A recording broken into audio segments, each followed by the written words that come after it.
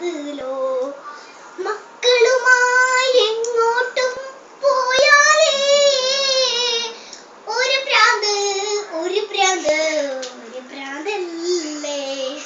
പപ്പടം മേടിക്കട്ടെ അവിടെ നിന്നാലേ വിവരമറിയാലോ. നാളെ കാണട്ടെ നിന്റെ കാര്യങ്ങൾ